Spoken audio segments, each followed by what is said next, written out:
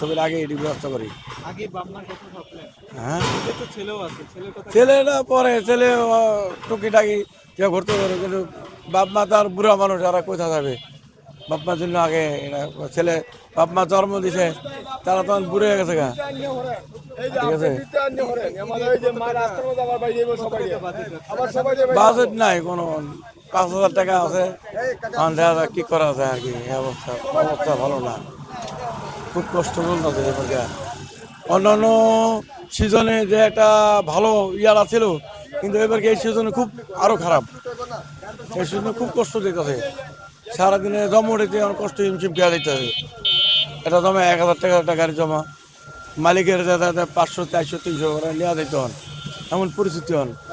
খুব খুব কঠিন অবস্থা আমাদের হন, আগের মতো আমাদের ইনকাম নাই। আচ্ছা, এই ঈদে আপনার কোথায় কোথায় আশা আছে যে পরিবারকে নিয়ে ঘুরতে যাবেন, এরকম কোনো আশা করছেন? ঘোরা যাবো কোথায়?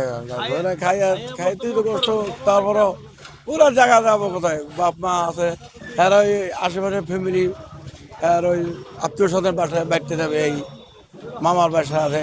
কেউ করে 5 লক্ষ টাকার ইনকাম করে তাদের ঈদ বাজেট রাখে, এক একজন করে 2 লাখ টাকা করে। তারা মার্কেট করবে, কেনাকাটা করবে। স্যার, গরিব গরিব মানুষদের জন্য এরকম কেন থাকে? গরিবের জন্য এটা তো হয় না, গরিবের জন্য এত টাকার বাজার তো আর হয় না, বা গরিবের জন্য